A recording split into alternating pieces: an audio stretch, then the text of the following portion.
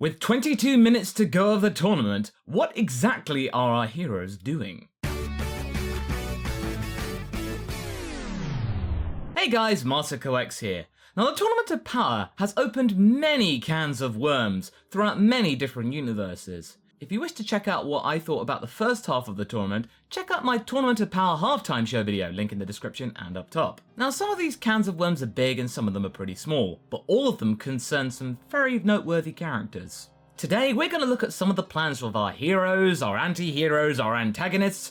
What do they wish to fulfill in this Tournament of Power, except not dying? Now do keep in mind that some of these ideas might be familiar to you because I touched upon them in previous videos. But I felt like that some of these ideas might deserve a little bit more updating now that we know a lot more, because there have been quite a few episodes since the last time we talked about those. So without further ado, let's begin with the heavyweights, Jiren and Universe 11. While they are considered by most to be the antagonists of this arc, we have to remember that the Pride Troopers do have a very strong sense of justice. They are not bad guys. After all, these guys can't be all that bad if they take the time out of their day to rescue space cats out of space trees. In space. Them fighting against our heroes is a very interesting good versus good scenario. It's actually relatively new in the Dragon world. I mean, yeah, there's Goku versus Pikkon and little sparring matches here, but in terms of a really big storyline plot, yeah, this is relatively new. And we can also safely assume that Toppo might be aware as to what Jiren's wish on the Super Dragon Balls might be. And that said wish is a pretty noble and laudable one. Because hey, why would Toppo allow? Because Pride Troopers, justice, if it wasn't full of justice, then, you know, no dice. There are many ideas as to what this wish could be, and whether it's actually linked to Jiren's origin story. That is, if we actually ever get one, of course. But many people seem to agree that Jiren is probably not from Universe 11 because his whole aesthetic, it's all about aliens. He is a literal alien. It's the archetypal construct of what we consider to be an extraterrestrial that has proliferated since the 1940s. Now, while we won't be going into too much detail as to the actual origins of his own people or himself, yeah, he could be one of those people that is so powerful that he accidentally destroyed his homeworld or something. Or he could be actually an escapee from one of the previously erased universes, or he might be from a different timeline altogether. Who knows? Trunks has made different timeline people possible. We should take into consideration how many clues Toei is throwing in our direction concerning this fact. How many breadcrumbs has Toei left for us concerning Universe 11's spandex demigod? We do know for a fact that he is the solitary type. It's clear as day. That in itself proves nothing. The aloof type of character is pretty common in anime. This is pretty much a dime a dozen. But have you actually noticed that he's the only A-Team Pride Trooper that we've not seen yet in civilian clothes? You know, as in being off duty, having some downtime. We've seen the likes of Dispo and Toppo and Casserole wearing really nifty looking suits. I'd love to know who their tailor is. So why doesn't Jiren have his own suit? Now granted, Jiren could have been actually training or meditating the entire time that we've been aware of Universe 11, but it's just something off. I think it's a symbolic principle of the thing. It's a narrative plot point that Jiren isn't like the other people. He's different. Universe 11 is not his home. This is not the place he can feel comfortable in. And the writers are making that absolutely clear that all he is right now to the Pride Troopers is their ultimate secret weapon. And not only that, he must have some kind of clear goal if he actually wishes to enter the Tournament of Power and potentially get the Super Dragon Balls. So whatever his mission may be, we wish to see it. That glorious space alien booty guy. You better not mess with it. Now let's move on to two other powerhouses, this time from our very own universe. Goku and Vegeta. Okay, so maybe the prince has regressed somewhat in terms of his character development from what I talked about like many months ago, but hear me out. I may actually have an explanation for all of this, and I'm going to try to be Deborah's advocate on this occasion. Now recently we found out what Vegeta's wish on the Super Dragon Balls was going to be, and that is to bring, at the very least, all the Universe 6 Saiyans back from the brink of death. And you know what, I think with maybe just that little bit of extra coaxing, I think he'll probably bring everyone else back too. Except maybe Frost. That guy's a jerk. It's a pretty noble cause. I mean, it's not entirely selfless, mind you. You know, that's absolutely true. But it's not a bad decision. Now, the biggest criticism that you can land at Vegeta's feet is that he's not being a team player, that he's reverting back to his old ways and just thinking about himself. And yeah, he wasn't much of a team player to begin with, I hear you say, but he'd actually learnt somewhat how to integrate himself with a unit, but now it's kind of going back again. He's not really sharing his team's goal, as in working together, what Gohan, the team captain, strived to do. He's just going out on his own, and you know what? It's actually kind of working. After all, he's the current MVP of the tournament. To understand Vegeta's attitude right now, we have to remember a few things. Firstly, Vegeta is under a lot of stress. We need to remember that not a long time ago, in fact just the other day, his second child, Bra, was born. He is a daddy for the second time, and now he has to face this prospect of her being utterly erased just as soon as she got here. That's pretty stressful and intense, and wondering whether they're okay. It's a lot to think about, so okay, Vegeta, I forgive you for being a bit tetchy. And secondly, I don't think Vegeta trusts Goku that much. Now hear me out. I think they're still besties in the very loosest sense of the word, but I have the sneaking suspicion that Vegeta just might be possibly thinking that Goku could, in some way, screw up the wish if Goku gets the wish on the Super Dragon Balls. Now we all assume that Goku's wish, being the main character all, would be to wish every single universe back, everyone resurrected, and everything being hunky-dory as if nothing happened except a jolly good smashing tournament. But the one thing that we absolutely have to make clear is that wishing on these very important orbs is very important that you get the phrasing right. If Goku's just like, oh yeah, Dragon, bring back all the strong guys I fought. Let's just say that would be less than perfect. Goku would just be wishing back every single bad guy he finished off. Not the people that kind of were iced off and erased in the Tournament of Power. Oops. And also we have to remember that Goku doesn't make the wish directly on the Super Shenron Dragon. You have to go through a heavenly being, like an angel, or a Kai, or something like that. You have to go through a go-between.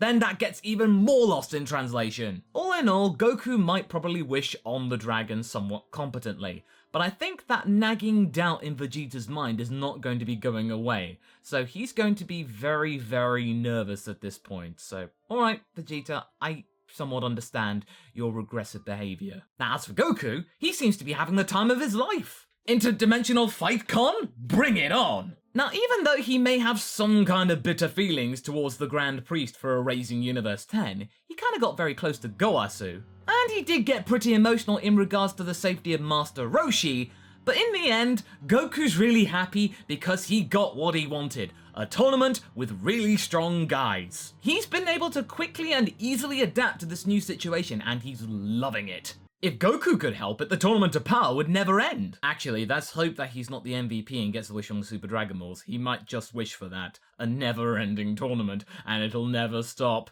It'll make the Frieza 5 minutes thing look like a nanosecond. The Grand Priest can only build stadiums so fast. Actually, speaking of which, let's actually move our attention to the Grand Priest now. I don't think there's ever been a character in Dragon Ball whose true motives have been so utterly ambiguous for such a long time. Now, from the manga, we actually begin to understand the motives behind the Tournament of Power a little more. It's all down to the fact that the two Zenos are utterly bored with their lot in life, and they feel like the universes that they've actually been tending to aren't pulling their weight concerning upping their mortal levels, so they need to be taken down a peg or two or infinity. And that whole mortal level thing is just total bull in itself. Maybe that might be the subject of another video, hint hint. And the GP was actually the one who suggested the idea of the tournament in the first place, so he must be evil, right? Right? Please clear this up for me, Masako! Well, that's the thing. Maybe the ambiguity of the GP is the actual motive behind his character altogether. He is neither good or evil. He is the true neutral, the perfect judge. You know those pictures that say good, neutral, evil, and then chaotic and etc.? Basically, the GP would be slap bang in the middle of every single one. He tries to show us the best and worst of every single mortal participating and existing. And the best way to judge people in the GP's eyes is to see how strong a mortal can punch another mortal in the face. That being said, it still doesn't explain why he's so afraid or nervous of a spirit bomb. That's still weird. Now, when it comes to the Omni Kings, we've now got some very big hints, especially from the manga, what exactly their job is. And it's to literally watch the universe, you know, with their big weird eye-shaped heads. They're not just trying to mimic Hey Arnold here. there's a purpose for this. They are two eyes. Because I've talked about the eyes of Buddha in many different videos. This is just another reason that theory just holds so much water. They are literally a mini cheerleading troupe, so actually, they are doing their job whilst watching the Tournament of Power, geeing everybody up to fight even better, to make them even happier. It may be an easy gig, but it's pretty grating for other people. Believe me, I know. Then again, there might be something that we don't know at this point in time. If Whis is able to manipulate time somewhat, just think of what the Grand Priest can do, who is way stronger than Whis. He might be able to manipulate time in such a way that he's able to see every single possibility of every single action at every single point in time at the same time. He can see the future! And there's also the possibility that he could have nothing about him. He could be a truly blank slate, a quintessential but otherwise bland mediator. And I think that would be a crying shame for the sake of the story. To have him just be nothing, being completely boring? Really? After all the hype and all the videos people have made about the subject? Wow, that would be an utter letdown. That's just really shame to see nothing being plotted behind that really innocent baby face. There's got to be something behind there. There has to be something there that just makes his completely staring neutral gaze make us quiver in fear sometimes. So yeah, Frieza's agenda, he wants to rule over the universes and all the complete omniverse in reality. Plain and simple. Cool. His place right now is just him being the cunning devil, the person that you have to consider as a necessary evil. You think he's gonna turn on you at any second, but you have to remember the fact that up until this point, he has been a really big asset for the Universe 17. However, I don't think that his desire to become the next Omni King is going to be a very simple process. I don't think it's going to be something that you can just go up to the dragon and say, "Oh yeah, filthy dragon, make me the Omni King, blah blah blah." How is he going to be able to convince Whis or any other deity to make the wish on his behalf? And I also really don't think that the Grand Priest would allow such fighters that wish to usurp the entire deity structure, like Frieza or Frost or other underhanded people, to even participate in the tournament. He's okay with it, so obviously the Grand Priest thinks there's nothing to worry about. I think he's got other ways to try and usurp the gods and become the true ruler of the Omniverse. True Golden Ruler Frieza of the Omniverse. That's a very, very intimidating title. I don't want to see him being just sent straight back to hell or erased like Frost. It'd be so underwhelming, wouldn't you think? Now speaking of Frost, let's talk about his benefactor for a second. Champa is loud, easily excitable, and extremely competitive. But in recent episodes, he's actually somewhat mellowed out, which is very, very unexpected. Well, I mean, except for Dr. Rota, but hey, nobody cares about Dr. Rota really, except for what he does.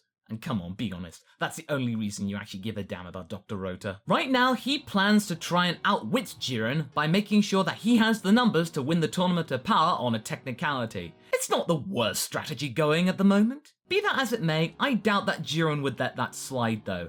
I think with a minute to go of the tournament, he will wake up from his meditation, see how many people are left, and then just take them out almost within a few seconds. One thing's for sure, the fat cat of the cat duo is actually really coming into his own in the Tournament of Power, much more so than the Universe 6 arc. Now before we wrap things up, let's give a little nod to some of our honourable mentions. First off, there's Ribrianne, whose desire is to be the true goddess of love, which is weird and actually kind of selfish. You'd think from a character like Ribrianne that she'd wish to share the love with every single being in every single universe.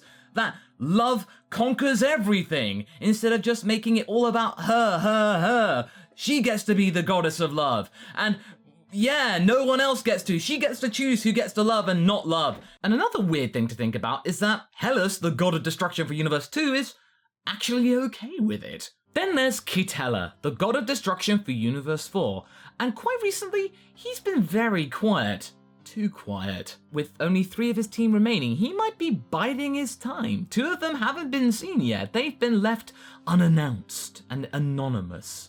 So he knows what's going on. He's just going to wait for their moment to strike and then just cause chaos throughout the entire universe. Now, I was going to be talking about Caulifla and Kale from Universe 6 right at this point, but after the events of episode 113 and what we're about to see in episode 114, I think it's best to hold off on that for now and actually dedicate an entire video to that matter. There's a lot to talk about, and I think this crescendo of their character arcs could be very, very interesting, so let's just hold off on that for now. So there we go. Here are some of the major addendas going on in the Tournament of Power right now. Special thanks to Haverok, one of my researchers, who helped me out on this video. So what do you guys think? Did you like the sound of these plans? Which one would you like to see succeed? Leave a comment below and let's get this discussion going. Anyway, I hope you enjoyed this video. Until the next one, be sure to like and subscribe. Catch you later!